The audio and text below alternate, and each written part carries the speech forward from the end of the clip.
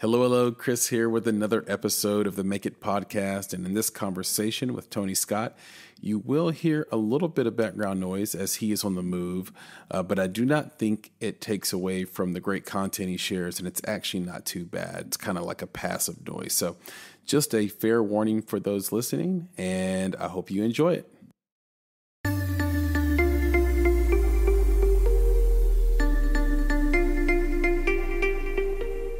You're listening to Make It, a podcast by Bonsai Creative that helps aspiring professionals in film get where they're going faster by dissecting the advice, knowledge, and insights of professional creatives in the film industry. I'm your host, Chris Barkley.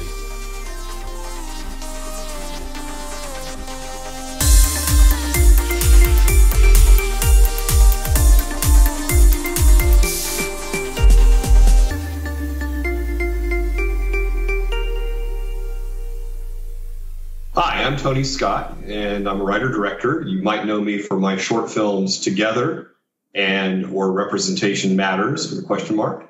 And I'm currently working on putting together the feature version of the short film Together, which was done as a proof of concept. And we've got some actors attached and finalizing our financing for that right now. Tony Scott, welcome to the Make It podcast. Nice to be here. Well, it really is our pleasure. You have such a wide-ranging career in so many different facets of film and in finance and marketing and branding. We're really excited to have this conversation. And you mentioned the film Together. I watched it. It hits home with me personally because my father had to go through something similar. And to catch the audience up, in the short film Together, there's a husband and wife, and the wife has a health issue, and the husband is left to have to make a decision, and there's about what to do to move forward, to take the next step, either to basically allow her to die or to risk surgery and have her, but not the her he used to know. So it really sets up quite nicely. And my father, although he didn't have to make that decision, I think there's a moment in the film, Tony, that really touched on the helplessness you feel as people in healthcare are telling you what your options are, and you're searching the world and the universe for some other option that they're not giving you, but time is limited and health is on the line. And so I really enjoyed it. You've mentioned that this film is your baby. What did you mean by that? And why is it your baby? Well, it was the first narrative film I actually I've ever done. So one, it's that. Secondly, it is about my own parents. And so everything that you saw in the film pretty much happened almost exactly that way in real life. And we literally had 10 minutes to make a decision. It was going to be ultimately a gigantic, life-changing decision for my mother and for our entire family. And so it was a very dramatic episode that people get faced with all the time. And unfortunately, people don't talk about this enough ahead of time. And it's something that people need to be aware of, that you could be put into that kind of situation. Anyone from any ethnicity, from any socioeconomic background, this could happen to you. And so the short was really about just that. And I did the short because I had written a feature of this already, and the feature shows what happens after the decision is made, and how other things come into play and create a whole nother layer of all sorts of complications, which, is one of my screenwriting instructors at UCLA said, what you really want to do is you want to get your hero out on a limb, the limb's over a cliff, the limb's starting to crack and break off the tree, and then you need to start throwing rocks at them. So I think that's hopefully I've kind of accomplished that in the feature. And the proof of concept short, because I did that because I got tired of waiting for other people to produce my stuff. Right. And people said, hey, well, you need to go off and show that you can do something yourself. Why don't you direct something? And I'm like, I don't know. I've never directed really anything. And they said, well, you could learn how to do it. You're a smart guy. It's not that hard. And it's basically about managing people and making decisions on set and beforehand planning really well ahead of time. And those are all things I certainly did many, many years in my business career, is having to make decisions quickly and on limited information and be able to move something forward. So, from that perspective, it was really good. And because it is very much about my own family, especially the short, more so even than the feature, it is kind of, my baby, if you would. And which is why I had to hire my friend Jason Olive, the world's first male supermodel, to play the role that would be me in the short. So just a little shout out there to Jason, the world's first male supermodel. He is much better looking than I am. I get to pick who portrays me, right? Yeah, he was great. And you mentioned your parents, and I want to go back a little bit, and we will jump around in this interview as we like to do here on the Make It podcast. But I know that your father fought in World War II and flew missions in the Philippines there. Yep. Growing up in Mississippi, and then having that as a dad in the military, how did that influence your desire to get into this business? And was there, when did you know you had this creative streak? Because it sounds like you started off a little bit in finance or going that route, and then you took a left turn into the creative realm. Yeah. So, of course, my father wasn't in the military when I grew up. He fought during World War II, but I heard these stories, and there were these, just incredible stories about things that happened during World War II. His ship was one of the first ships hit by a kamikaze during the Battle of Leyte Gulf. Just incredible stuff that I heard. And he was a great storyteller, and he loved to tell stories, and he could really engage an audience with his stories. And so I grew up, hearing all sorts of stories, and I loved to read. And so that was my escape from Mississippi. Not that there's anything wrong with Mississippi, but it's a little bit insular, especially during the 60s and 70s. And so I was, always wanting to know about the world outside of this little insular world that I grew up in, which was really nice in a lot of ways. But again, it has its issues. And it's like one of those things, somebody says, oh, wow, what a great place that would have been to grow up. I have to start, jumping up to, oh, yeah, have no idea how horrible it was. If somebody says something bad about it, I'm going to defend it. So it's a real interesting kind of love-hate relationship I think a lot of us from places like that have. But in terms of when I, wanted to decide I was going to do this, I realized when I was younger that I didn't want to be a starving artist. There was a certain lifestyle I aspired to, and I didn't want to, try to get there by being an artist. I was a professional musician, semi-professional musician when I was in high school and college, helped pay my way through school by doing that. And I loved music and I loved, writing, but I didn't see how you could make a living doing that, really. I knew how good I wasn't enough to be someone who could make a real living as a professional musician. So I decided to go ahead and take the more traditional business path. And so I studied economics undergrad and ended up getting an MBA and working in business, particularly in and around both finance and in Silicon Valley for many years in technology. I was a CEO recruiter for startups and big companies around the world, and living part-time in Tokyo and Beijing and London during that period. So I met tens of thousands of people, all these, very interesting, smart senior executives around the world, and was exposed to a lot of stories because of that. A lot of interesting stuff. And I said, wow, I think there's a way to start telling people these stories. And when the downturn in 2008 happened, my wife and I moved from Silicon Valley up to Napa because at that point, most of the clients that were still paying us were outside of the United States. We didn't really need to be in Silicon Valley. So we figured, hey, we like to eat and drink. Let's go up and try out Napa. Maybe we want to retire there one day. And that I can tell you that basically cured us of that, because heaven is boring and you have to go through hell to get there. So those people who live in the Bay Area understand what I'm talking about how hard it is to get from the core of the Bay Area up to Napa. And it's lots of, after you've eaten through every restaurant and drunk a lot of great wine and gotten fat, then there's not a lot else to do. So I said, I'll start trying to write a couple of novels. And I had a couple of really good story ideas about them that were based on true stories. And, either myself or people that were friends of mine. And the first Napa Film Festival happened. And we just bought a house very close to downtown Napa and woke up a Saturday morning and said, well, having the Napa Film Festival, we go see some films.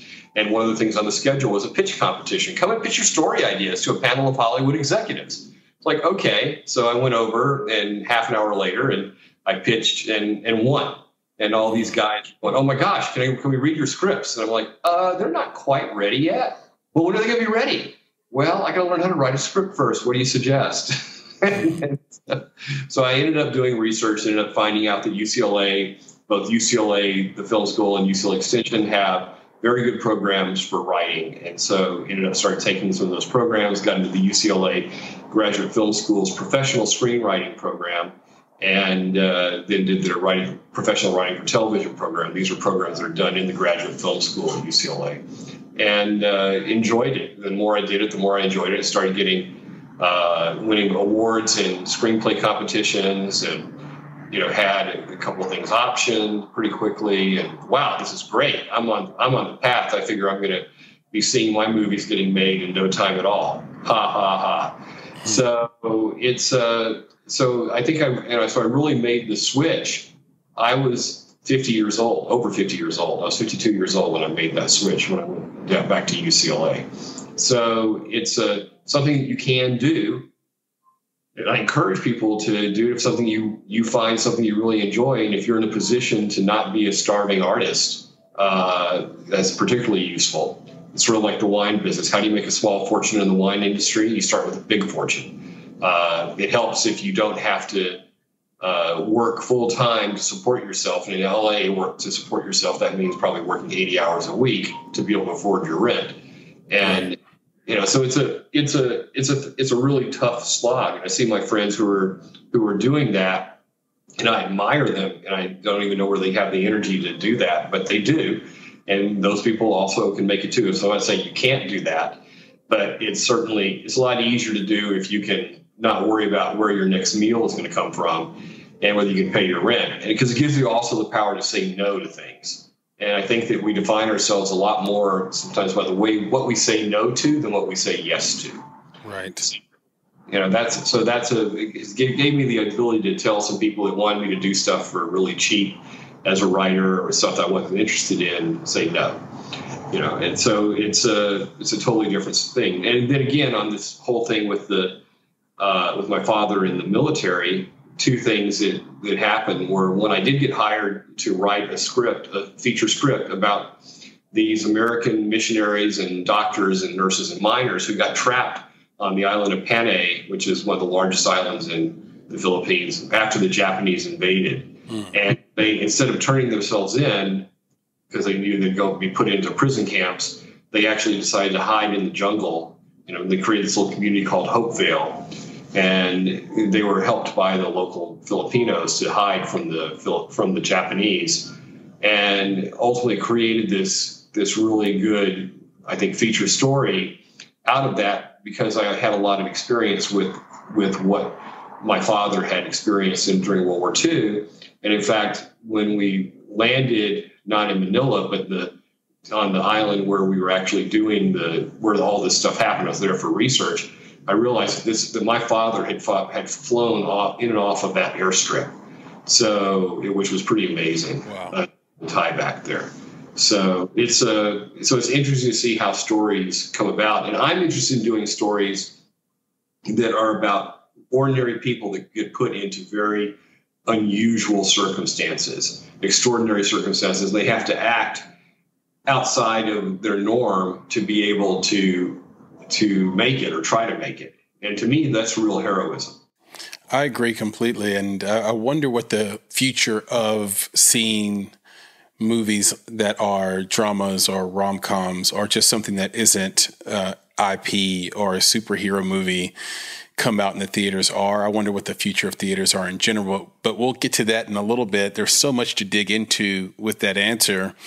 I think that on paper, the thing that jumps out about you right away, Tony, is that you were raised in Mississippi, but all your stories have a multicultural tilt to them. They all feature, for example, Together has, I would say, an almost all minority cast. Yeah. How did you? And I'll even add in one we haven't talked about yet, called At Last. Yep. And this movie is also close to home, by the way, because I'm the product of an interracial marriage that started in 1972. The relationship started right after the Loving trial, and for the first time in Tennessee, a black and a person and a white person were able to legally marry. They got married right after that, and so this film At Last is very similar, except it takes place in mid-'70s Mississippi. Yep. And you're calling it an interracial Romeo and Juliet story inspired by actual events. So I kind of have a two-part question here, which is, one, how did you what was it, I should say, that drove you towards these type of stories and drove you towards wanting to tell stories that are more multicultural, involve different ethnicities, different cultures coming from Mississippi? And then two, can you talk about the actual events that did inspire At Last? Sure. So, I mean, when I grew up, I was lucky to be that my parents encouraged me to read everything I could read. I listened to shortwave radio broadcasts because I was really into jazz, and the best jazz shows were Radio Moscow and Radio Netherlands and Voice of America and BBC. So I was listening to these things all the time, and I got involved in a lot of different stuff, learning about a lot of stuff because of that. And a huge influence on my life, because I was really sick when I was a little kid, was this woman named Velma Girls, who was hired by my parents. We had officially call her our maid, but she was a registered nurse who was from Ohio, who married a Mississippi guy and moved down to Mississippi. Because she was black, she couldn't really work in most of the hospitals. And so my parents hired her to make sure that I stayed alive. And I had a lot of time with her because I missed a ton of school because I was sick all the time. So Velma and I would sit around all day and talk and read and talk about what's going on in the events of the day, because this was really during the peak of a lot of the civil rights movement. And, so I was exposed to that really early on. And that became really fascinating to me also at a later date, more recently. So I'm like, okay, well, there are all these great stories that people aren't telling. So one of the great, adages of Hollywood is do the same thing, just different. Give the audience what they know, but do it different. So why shouldn't we be talking about stories about people that have had to overcome incredible obstacles put in their way because they're women or because they're not of the predominant race in their country, and they have actively blocked, but they still achieve. So what is the drive that pushes someone to be able to do that and we can do things that are great in spite of that? So that, to me, again, goes back to this: what's a real hero? What's an inspiring story? Those are the kind of stories I love to see myself and read myself. Are where people have had to overcome really incredible things, whatever that might be. So as to At Last, I was a white boy on stage, sometimes the only white boy on stage in otherwise all black rhythm and blues funk bands. So this story is based on that experience. And also what might have happened if certain things had happened with a couple of the black girls in my high school that I was pretty close to. Mm-hmm. So it's and the one that was, in particular, that was her mom was also a teacher. My mom was a teacher in the high school. Her mom was too. And it was like no, there's no way we can keep this thing that quiet. So threw like 1 million gallons of ice cold water on that thing. But, it was like, no. Because still Mississippi was a little bit worse than Tennessee, especially if you were in the Nashville area. Mm-hmm. That would be, we thought Nashville was like where all the liberals were, so by comparison to Mississippi. So it's a very different kind of place, and just recognizing, I thought this would be a really interesting story. But again, it's not really exactly what happened. It's more like what could have happened, what might have happened if certain things had progressed in certain ways.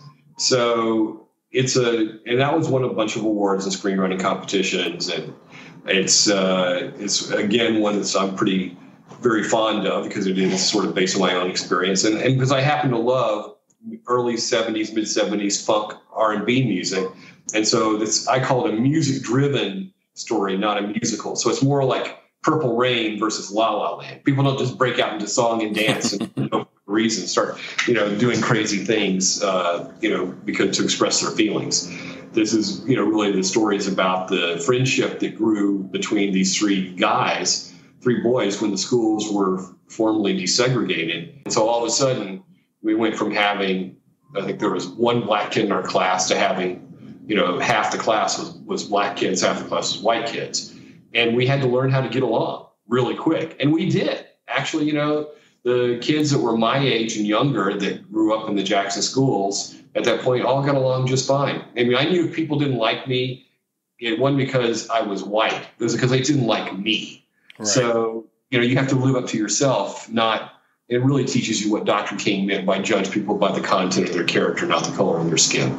So, that's important. Yeah, I agree. And I love that. And there's a trend going on right now in and across the spectrum of filmmaking and writers that I'm doing a lot of thinking about, and I'm not sure exactly where I stand. I'm not sure I like it. I know that, but you'll have, I saw recently Lulu Wang, who did The Farewell, which I loved.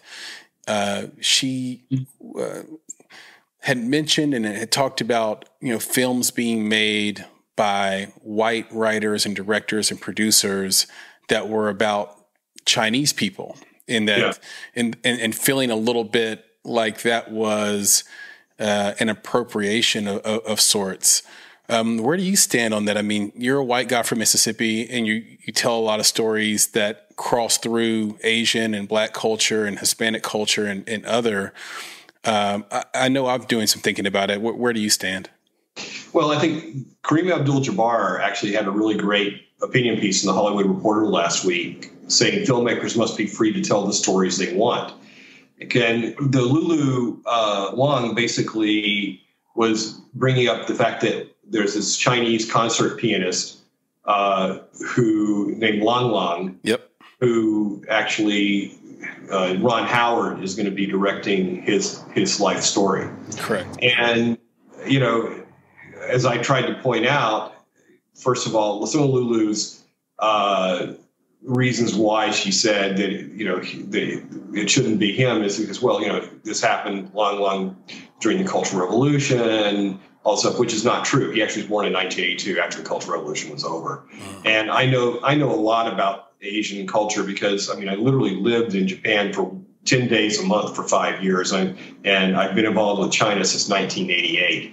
And my life partner and business partner is Chinese, so from Beijing. So, I think that a lot of it is that, you have to say, can a writer or a filmmaker actually have the empathy to understand who the character is? And what are the parts of that character that make them universal? Because what we're really looking for is how do we find universality in characters, not just the things that make them completely different from everybody else or how their environment made them different. Yes, you can show that, but it's important to show how that may have shaped their environment, and how that shaped the person. But I think that ultimately, if we understand human beings as humans, first and foremost, then anybody who has the skill to be empathetic should be able to articulate either on paper or on the screen how things impact someone else in a human way. So, I think that there's a question about whether or not there's somebody should be entitled to certain stories just because of their ethnicity. And I think that there's definitely the question of whether or not someone has enough empathy and understanding of another culture, another ethnic group, religious group, whatever, to be able to tell the story well. But if we start using that standard for everybody, then, as far as I know, the writer of Harry Potter wasn't a teenage boy who was going to a school for wizards. So I think that, and Shakespeare certainly didn't only write about men. All of his characters weren't just, male characters. So I take it back to, are you human enough to be able to do this and to have that empathy to do it? Right. So I'm not trying to, for example, Together, I'm not trying to tell a black story. I'm telling a universal story.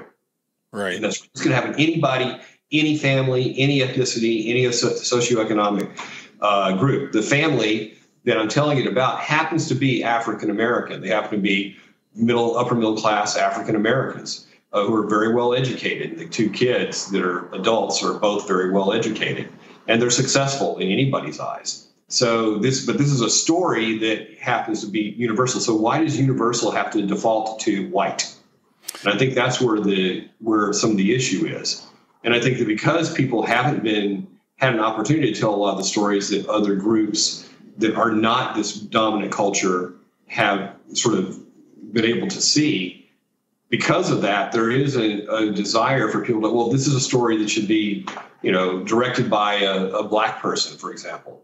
But on the other hand, this is my story. It's my family story. I made the conscious decision to turn the family into African American because there is in the movie, the feature, there's a whole conflict that comes up because there's a Caucasian couple where the husband has to go into the same nursing home where the African American couple's wife is, the mom is, and a relationship develops between the healthy spouses. The guy is black and the woman is white, and they become friends, become really close friends, and it causes discomfort amongst people around them and in society.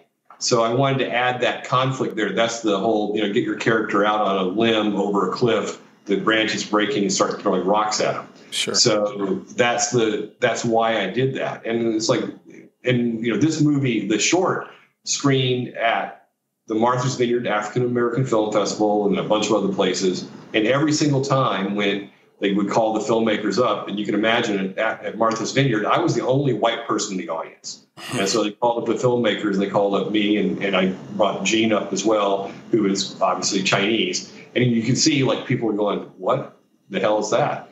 But it moved people. I mean, there were people who were crying in the audience.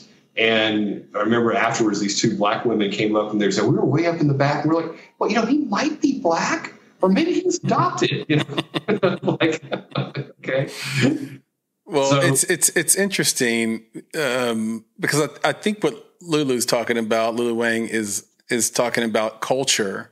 Not necessarily have you lived that life, but I look at it like this, I am biracial, and society has always treated me like a black man, for better or worse. Yeah. But my black friends, right? My black friends have always said, "Hey, you talk white." So, what is the limit at which I can tell a story?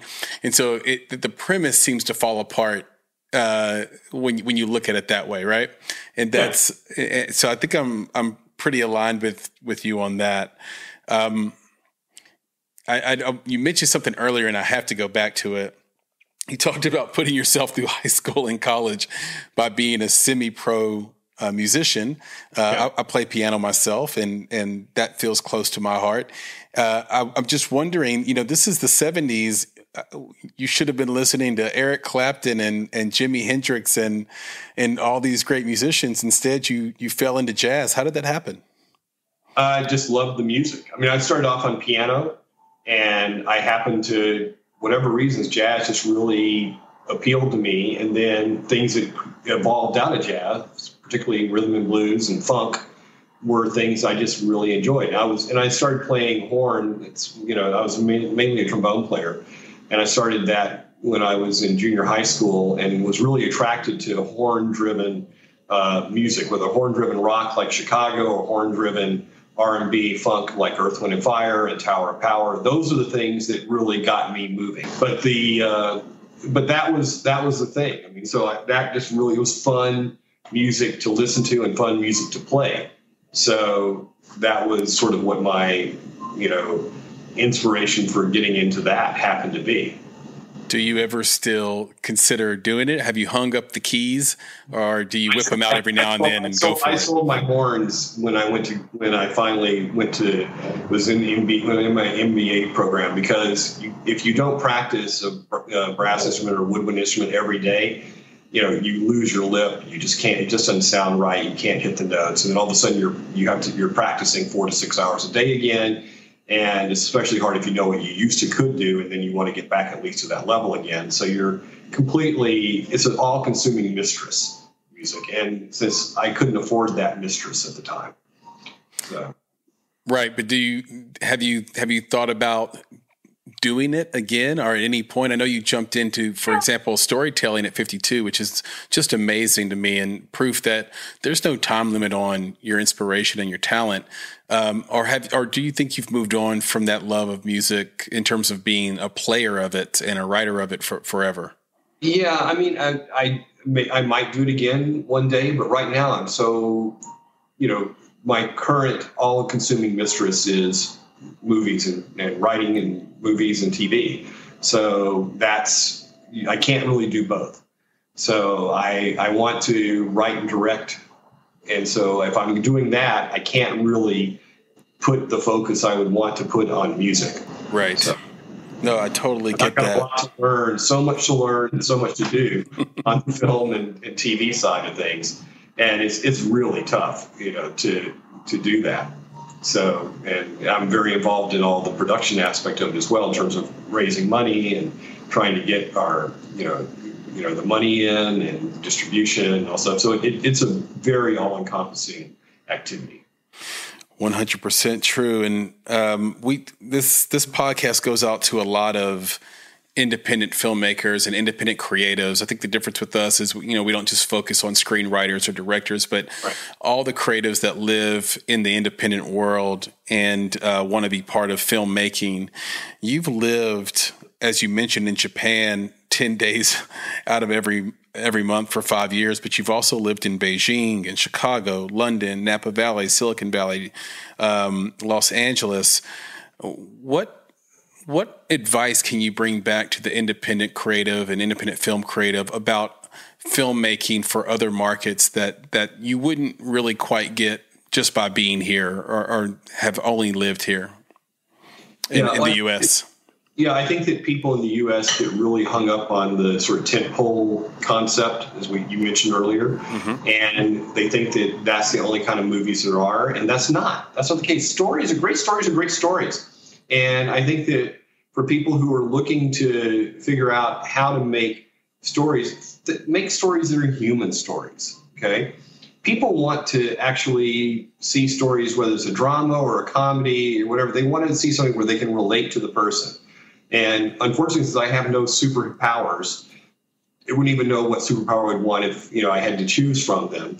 I mean, that's not something I know how to really write in that way. And I mean, of course, there's some great superhero movies that have real humanity to them. I use the example of Iron Man, which I thought was great in terms of actually bringing humanity to a character like that and having a story that actually had some groundedness to it. And I think that if you look overseas, those movies do well overseas as well. And certainly big action movies, spectaculars do well. But if you go all the way back 2,500 years ago, this guy named Aristotle wrote this little book called Poetics. And he said, spectacle is for the masses. And drama is for people who think. So if you think about it, at that time it was on the stage, the more dramatic. When he said drama, he meant also comedy that was dramatically had dramatic underpinnings. And spectacle would be they could have, fire pots go off on stage and do, big people marching around on stage doing stuff like that. And I think that's still kind of true. So, so nothing wrong with having a great popcorn movie. I mean, this is all great stuff. But if you're an independent person, the likelihood of being able to get involved with the making of a movie like that is extraordinarily small. You're not going to have any control over that. The likelihood of you getting hired to write a Marvel movie or, the next Game of Thrones, whatever, is going to be super, super small. So you got to think, what is it you can actually do yourself that you can actually drive things forward? And I encourage people, everybody who's a writer, in trying to do screenwriting, go off and try to make a movie, make a short movie. I mean, there are great cameras on your iPhone, and there are people that have made feature films using iPhone cameras only.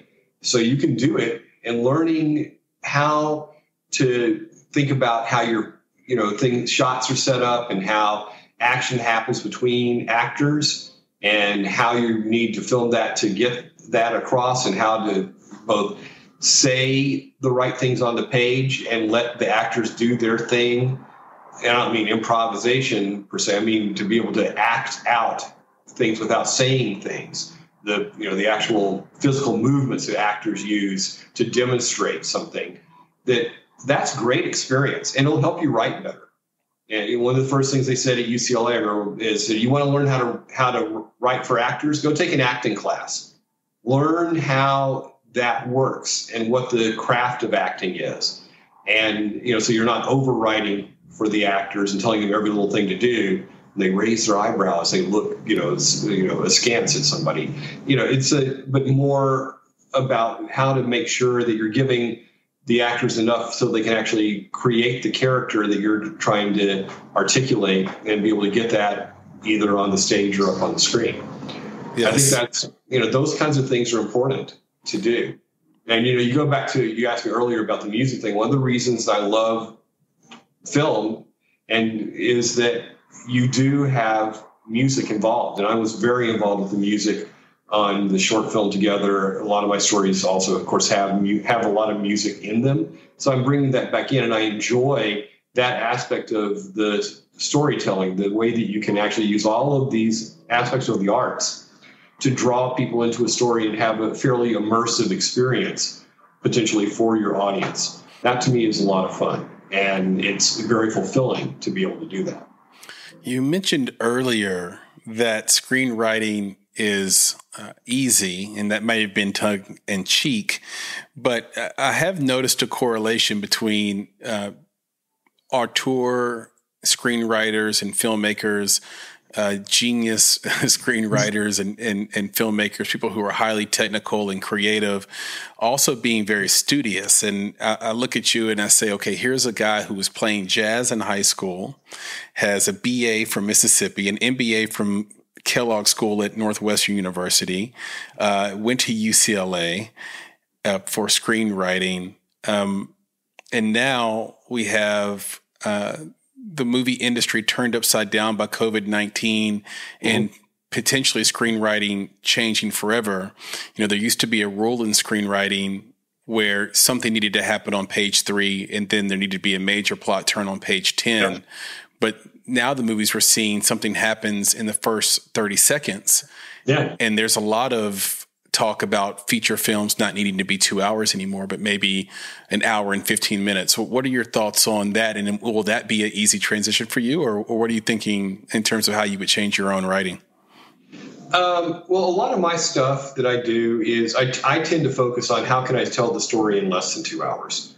And if I can get it in at 90 minutes, great, fantastic. I mean, you don't need to stretch things out beyond what is necessary to tell the story. I think stories fill the time they're necessary to tell the story, but you need to be realistic also about, what kind of, how long of a story can it really be? And if it's longer than 2 hours, maybe it needs to be a miniseries, or maybe it needs to be an episodic television, or serialized television. I mean, let's just call that long form, film, if you would. So there's great opportunities for that. So if you've got more than you can tell in 2 hours, then, think about how you need to think about a different format for that. I mean, people aren't going to sit through 3 hours of Lawrence of Arabia anymore. Those films used to have intermissions in the middle of them. So people could actually go to the bathroom and get concessions. So I remember those. So, and I love them. They're great, but there's probably better ways to tell certain stories that fit better with a longer format than a typical 90-minute to 100-minute movie. Do you think that the movies have to shorten up to compete with streaming's sort of 1 hour dramas? Yeah, I actually do. And I think that because I think it'll be a handful of movies. It will still be these big spectacle movies that you're going to want to see on a gigantic screen. But I think most people have become very accustomed to saying, I can watch a great movie at home on my high definition TV set. And if I have a decent sound bar, the sound's going to be pretty good. And I don't have to worry about other people sitting right behind me yakking throughout the entire movie, or somebody in front of me, texting during the middle of the movie. And so the light from their screen distracts me from what's going on the big screen, which, not to mention the whole issue with, we're in a pandemic and people are worried about being exposed to, pandemic viruses in big groups, enclosed in group settings, right? So, I've got no problem with that. And look, I watched Lawrence of Arabia at home recently on my, very nice 4K TV. And it's not a super expensive one. I mean, it's just like a regular, like a Samsung TV, not with an OLED TV, and it had a very inexpensive soundbar. And I saw that movie in the theaters too, not too long ago. Mm-hmm. And it's a great movie either way because the story pulls you in. Sure, is it even more fantastic when you see the sun rising up over the desert and Lawrence and this Bedouin little dots on camels coming across the sands? Yeah, that's pretty spectacular, and on a big screen. Or when you see the smokestacks of a ship going through the Suez Canal, you think you're in the middle of the desert, and all of a sudden on the side of the sand hill, there's what's clearly a ship going across. I mean, those are very cool moments, but you don't necessarily have to be in a darkened theater showing on a big, gigantic screen with 100 other people watching it at the same time to get the experience. So maybe that's because I'm coming at this new. I'm not, I didn't come at it from the perspective of Steven Spielberg or, any of these guys that came up during the film era. I mean, I've never shot on film. I shoot still photography on film, and I'm quite familiar. I love that. But at the same time, I don't, from an actual moving picture standpoint, to me, everything is digital. So, and I'm very happy with that. That's wonderful. We always say story is king, and then we always say, Deer Hunter could not come out today. Yeah, right. I mean, and that's the thing. I mean, you've got to look at this. Can you tell a story and engage your audience? Do people want to be engaged? People actually really want to be engaged in stories, and sure, visual spectaculars are cool, but if there's no story underlying it, you get bored. And I think that's happened with a lot of the big spectacle, big tentpole superhero movies, unfortunately, is that it's like we have to get bigger and bigger spectacles and stunts. So when Fast and Furious 27 comes out, God only knows what they're going to be doing, jumping off the moon or something with their moon buggies. And it's, that there's only so much of that you can take, and your mind gets numb to it at a certain point. It's very true. We the Michael Bay effect. We get sent budgets for films, and we do advisory producing. We being Bonsai Creative, being my partner Nick, and one of the things we noticed really early on was that they would always lack line items for branding and marketing, and we would, for independent films specifically, and we would say, well, how are they planning on recouping the funds for this? And in 2017, you had a feature film named Gray Lady, which was a thriller starring Eric Dane, Natalie Z, and Amy Madigan, actually, who is Oscar nominated. And you were heading up the marketing and branding push for that, and you utilized exclusively social media marketing because of the limited budget. You did have theatrical release on this in about 12 cities and about 25 theaters. Yeah. And so with that being such a big sort of tilt to where we come from and how we communicate to this audience, talk to us about your approach with Gray Lady and how you found success and what you found to be an obstacle, and maybe even what you would do today if you had to do it over. Right. So if I were to do it, we came in pretty late on that project. I mean, the project was already well underway, and we helped raise finishing funds for that. And then we got a company co-production in association with Beacon Pictures, and Beacon Pictures is Army and Bernstein. And he wrote Air Force One. He wrote The Commitments. I mean, I'm not The Commitments, Fridays, and Car Wash, and all sorts of other stuff. I mean, the guy is amazing.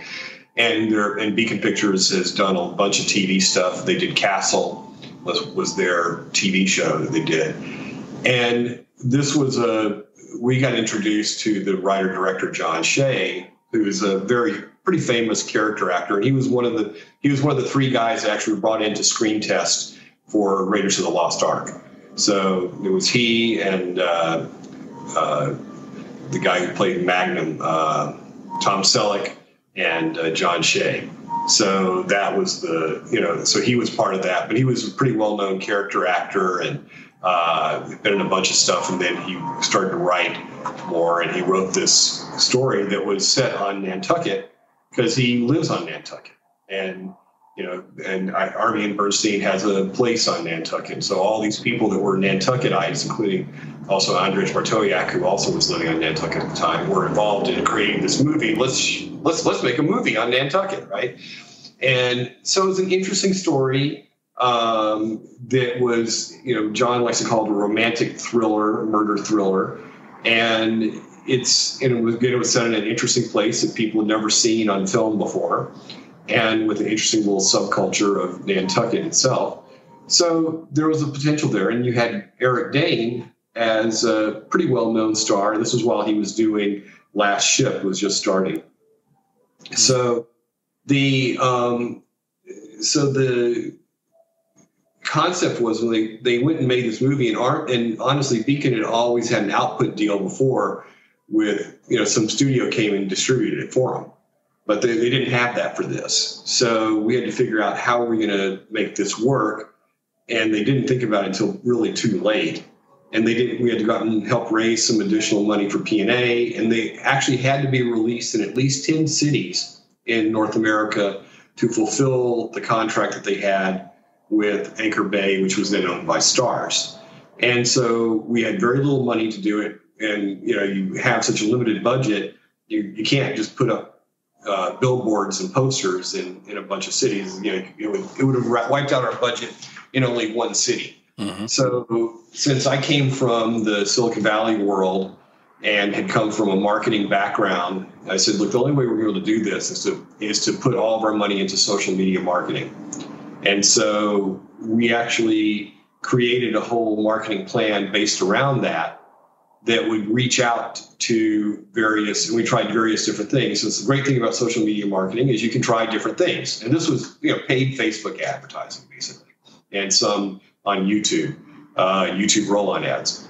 And what we found out pretty quickly after the testing was, that the only thing that was really going to drive the movie in terms of social media at that point in any kind of a big way was Eric Dane. And we thought, well, maybe Eric Dane is The Last Ship. There'll be some people who want that. No, the only thing that people cared about were basically women that were 25 to 55 years old who were still grieving over the fact that Dr. McSteamy was killed.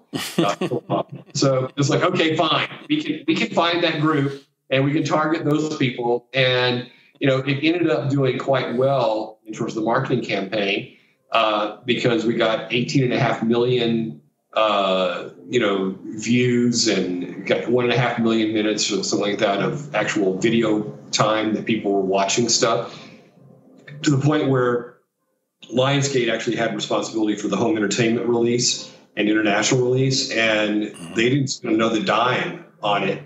And we ended up being, I think, a top 20 for Lionsgate performer in the month of its home entertainment release.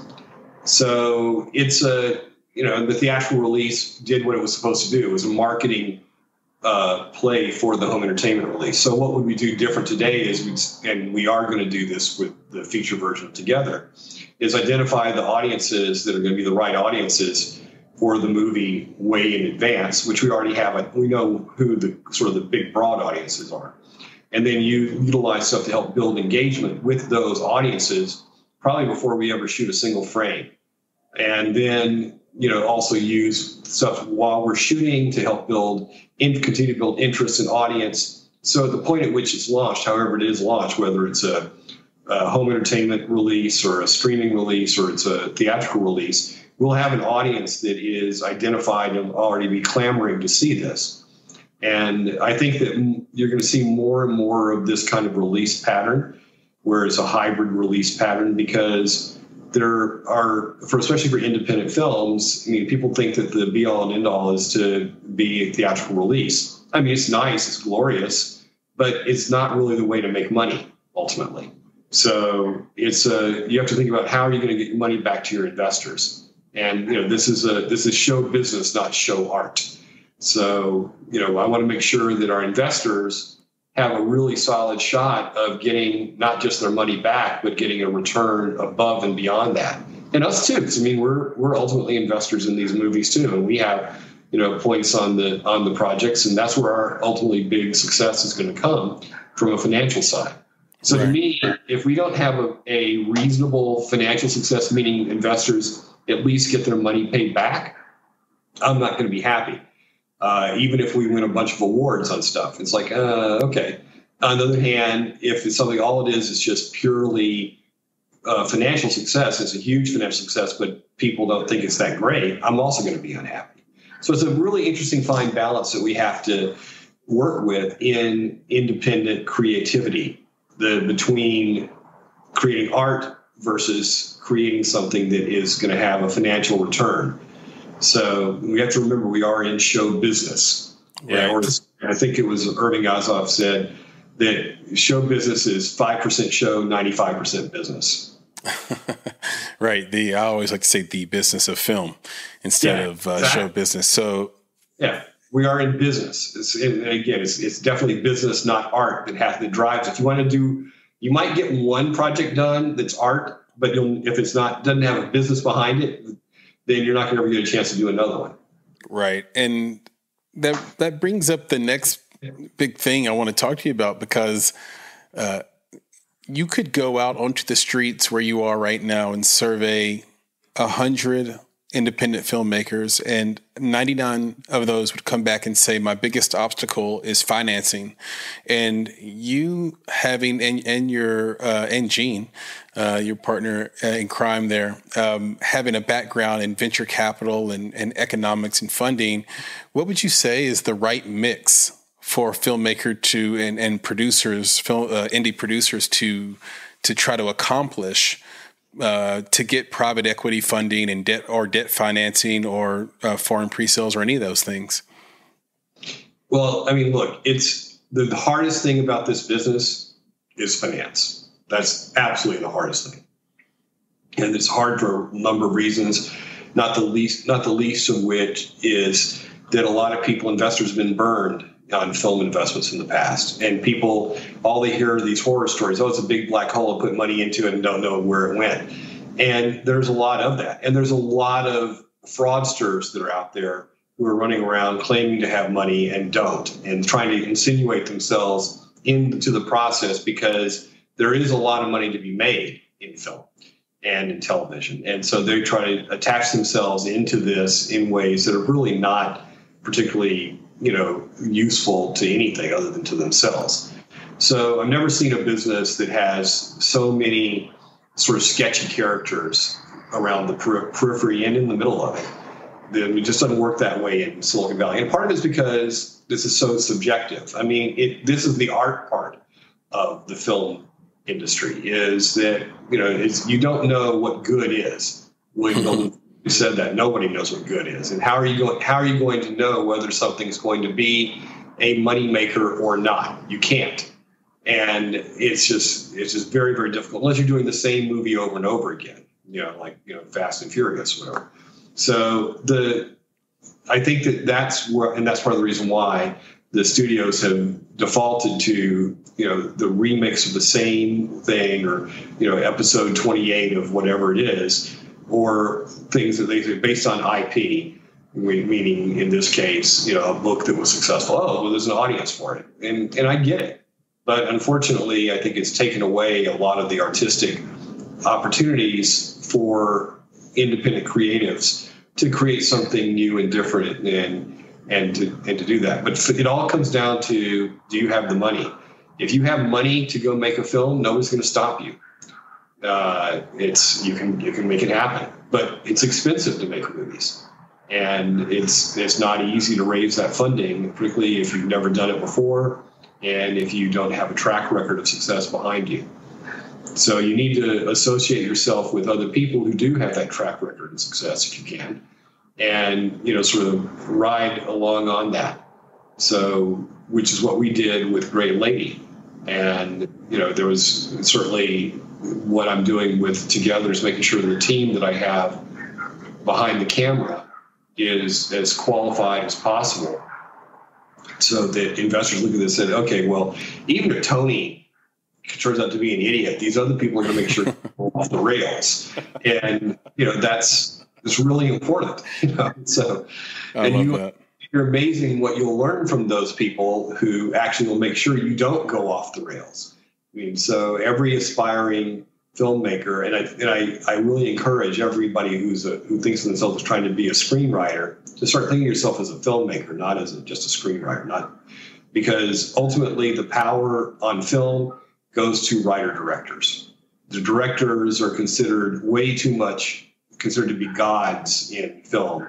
And, I try to tell people I don't really buy into that. I mean, I don't view the director as the auteur, the author of a film, unless they wrote it and directed it and probably edited it and maybe were behind the lens of the camera.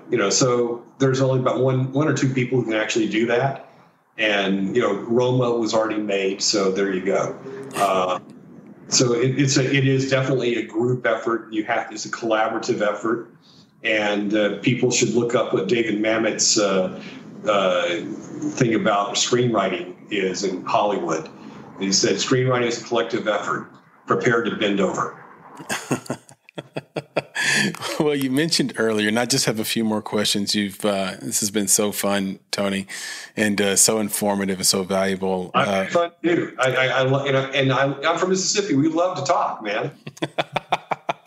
That's what they say about us Tennesseans as well. At least about this Tennessee. Around to swap lies.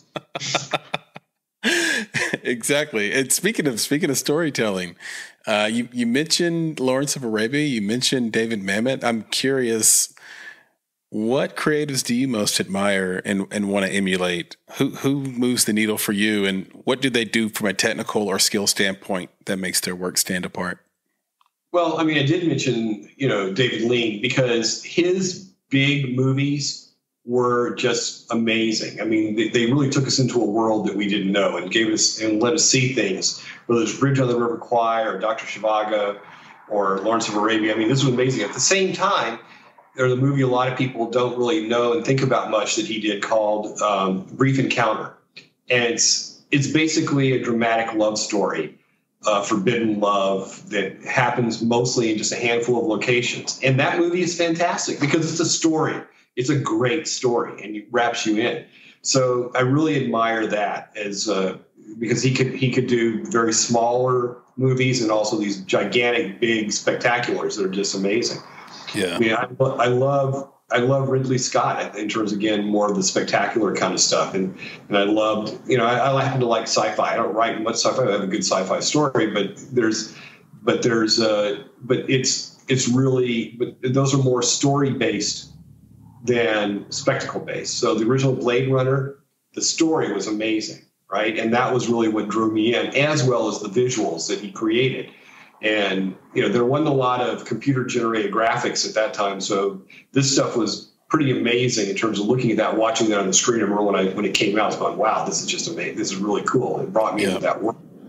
So on the other hand, I like a lot of the stuff that Alexander Payne does. I like a lot of the stuff that Woody Allen does. I mean, Woody Allen could be argued that he makes the same movie over and over again, but it's a world that he knows very well, and there's an audience for it. So all he has to do is he just sells to, New Yorkers on the Upper East and West Sides. Then, that's in a couple of the suburbs in New York. Then that's all good, because he knows he can make these movies that people will go to see. Yeah. And but he's also, one of the things I really admire about him is he and Clint Eastwood, for example, they use the same team over and over and over again. So you build up a shorthand for how you work in terms of people behind the camera. And I think that's a really critical factor. It's one that we saw work very successfully in Silicon Valley. And it's one where, that's what we try to do here. So the two shorts we've made, we've had almost exactly the same team on both of them. Yeah. And I make sure I tell everybody, hey, if you see something's going wrong, come and tell me, or tell Gene, who's on the set, the producer, tell somebody, and make sure we don't go off the rails. I expect all you guys to step up your game. I expect the department heads to be really involved in the critical decisions that are being made. I mean, let the cinematographer help tell me why he thinks, we should use this lens and this angle to get this coverage that we need. And I want my editor to be telling me, hey, look, in this particular scene, you're going to need to get coverage here, here, and here for me to cut it together in the right way. And I think that's really important. So I think one of the things that people who've worked with us have liked is that we are no drama sets. There's no screaming, there's no yelling, there's no histrionics. There's no, the director says something and everybody has to be quaking in their boots about stuff. We're pretty relaxed and we make it happen, but we keep a tight set, and everything we've ever done, we've so far, knock on wood, has come in on time and at budget. Yeah. And that's because of good planning ahead of time and being able to make decisions quickly. Good judgment is the key to all good investments. Yeah. Yeah, and being able to make sure you don't just keep on shooting stuff over and over again, because we're never going to get 100%. The likelihood that anything that I make or anybody else is going to win the Oscar for Best Picture and be hailed as the greatest movie ever made is relatively low. I mean, we're not doing the Sistine Chapel here, guys. We're trying to make something that is a product that people are going to like, that people are going to enjoy, that people are going to be paid either by actual paying money or with their time to actually watch. And that has value. It doesn't have to be perfection. It doesn't mean you can always go, oh, we'll fix it in post. It means you have to plan it out the right way and make sure you're doing it as efficiently as possible.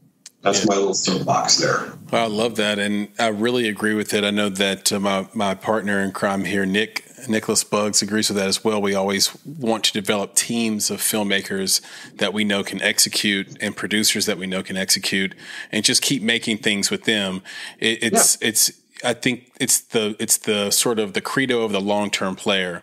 A short-term player doesn't care who they work with, but I think a long-term player wants to keep playing games with the same people over the long term. And, we just interviewed Rashina Nash, who's a writer for Raven's Home on Disney. And she had mentioned something very similar to what you just said, which is that she at one time was just a PA, I believe, or was in costume design or something, but she was so interested in the project, she had noticed a flaw in the story and was very nervous. This wasn't her place. She wasn't even supposed to have access to the story, I think. But she went with her gut, told the producer. The producer said, "You just saved us $500,000 or something like that." Yeah. And it launched her career because then they knew they could trust her and she knew her stuff. And it's so wonderful to hear stories like that, and to hear you validate it is great. Tony, tell us where we can find you on social media or on the internet, where we can see some of your work. On social media, I'm at AW Tony Scott. I had to take up my formal name after I came to Hollywood because the other Tony Scott, who passed away really very shortly after I came down here, it used to give me pretty good reservations at restaurants. But unfortunately, after that happened, that doesn't help me anymore. Right. So I've got all sorts of great stories about that. When I showed up and said, I'm Tony Scott, and they're like, look at me like, no, you're not. So I'm really Tony Scott. So the AW is Anthony Wayne. So I just used my formal name initials because the only person that ever called me Anthony was my mom when she was really mad at me. Anthony, you better go get me a Switch. Right. So anyway, I'm AW Tony Scott on Facebook. You can find us at Broadvision at bvpictures.com. So like Broadvision, Boy Victor Pictures, all one word.com. And I'm on LinkedIn, as is Gene, and Gene's also on Facebook. So you can find us there. And then Broadvision Pictures has a Facebook page, and as does Together. And you can also find links to our newest little satiric short called Representation Matters ? On those. And you can there's a way to watch a link to the film on the Nuku Fest because they're showing it online there, so you can actually take a link on there and go watch it. And if somebody really wants to watch Together, there are a couple of to the short, there are a couple of film festivals that I think have been showing it online. But if you reach out to me, I will be happy to send you a link. That's awesome. And I think for everyone listening, it's very worthwhile. You're following someone who is ascending right now and doing great things, has already won many, many awards, been accepted to many, many festivals, and has already gone through a feature film process that had a small, but hey, it was a theatrical run. Just to be clear, we've mentioned Gene a few times. I'm going to butcher this, but you tell me if I'm getting close. Is it Gene Guin Su? Gene Qing Su. Gene Chinese is with the way the Q is pronounced. So Gene Qing, so it's pronounced Qing. Gene Qing Su. Her Chinese name is Su Qing. Su is her family name. Which, interestingly enough, when I went to China the first time, way before I met her, they give people Chinese names, and the Chinese character that they use from Scott is the same as the character for Sue for her family name. Oh. So we were clearly destined to know one another. That's fantastic, and she's fascinating. In addition to the fact that she got hired for a job I was interviewing for, they hired her instead of me. Biatch. I still hold that against her. That's great. And yeah, she's definitely worth checking out. And one day, hopefully, I can have a conversation with her on this very podcast as well, and turn the tables on her a little bit.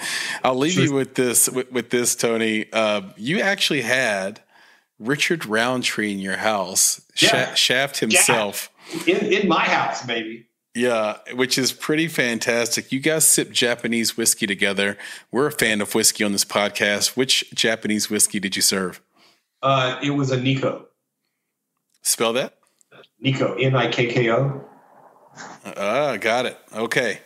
Got it. Can we all get that? Is that common enough to just go get? I haven't had many Japanese whiskeys. I mean, you're probably not going to find it just at the regular liquor store, but there are places that do sell that. So Nikko whiskey is, there's also some really good ones from Suntory, but it's from there's Nikka, Nikka is the actual is actually the distillery. And so they have one that's from the barrel that is actually pretty tasty. And that's what I had because Shaft was hoping for a bourbon, and I didn't have a good bourbon on hand. So I said, how about a Japanese whiskey? Will that do? And it's like, yeah. So there you go. Damn right. So all my friends from high school, especially all the girls, were like, oh my God, you had Shaft in your house? It's like, yeah, I'm cool, baby. Why didn't you pay attention to me when I was in high school? I encourage anyone who hasn't done it to go watch a Shaft movie, especially some of those original ones. The original ones are great. Right. I mean, the reason why he was there is because HBO was doing a documentary about Gordon Parks, who's a really famous black photographer. He was the first black fashion photographer, and he became a film director, and he was the guy who directed Shaft. And so they were interviewing these folks that were, who were involved with Gordon Parks. And so we had friends that were involved with that. And so I said, sure, you can use our house to film, an interview. And so the guy showed up a little early and said, oh, where are you coming from? Well, we got from Newport Beach faster than we thought. Oh, who are you interviewing? Oh, we're interviewing Kareem Abdul-Jabbar. Oh, cool. Well, who are you interviewing here? Richard Roundtree. I'm like, no, get the hell out of here. Shaq, gonna be in my house? All right. Yeah, it's so cool. It's such a cool story. It's definitely like a bucket list kind of thing. And is that documentary available to watch now? I'm not sure if it's out yet on HBO or not. HBO Films was making it, so I'm not sure if the Gordon Parks documentary is out. But if it is, when you see Richard Roundtree, that was at my house. I will take a look for that, and I think now would be a perfect time in the zeitgeist to release it. You've been so great, so informative, and so giving of information and of your story. We've all had a weird year here in entertainment and in film. What parting thoughts do you have for this audience? Guys, and when I say guys, I'm using that generically, please. Actually, most of the people I work with are women. Go out and do things. Don't stop. Go out and make your film. Go make something. Take something that you can actually make it, call it your own, and show people, and then keep on, and then go and rinse and repeat. Right? That's all you can do. And this is not going to kill the entire entertainment industry. People have wanted to be entertained since the days of the cavemen sitting around fires, with people bragging about how they brought down the big elk. The people want to hear stories, and we have an opportunity to actually inform and entertain people. And if we can do that, that's great. I love it. Tony, thank you so much, man. Well, thank you so much for having me on the podcast. And if we can ever help anything in the future, please let me know. I will. Hopefully we'll be out and about in LA. Hopefully I'll get to see you then. And let's stay in touch. Absolutely. All right, man. All right, Tony. Be good. Bye. You've been listening to the Make It podcast.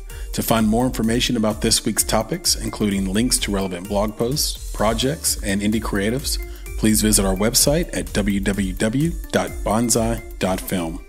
If you haven't already, you can join our podcast community on Apple Podcasts or the podcast app of your choice by searching for Make It Bonsai Creative, and the show will pop right up.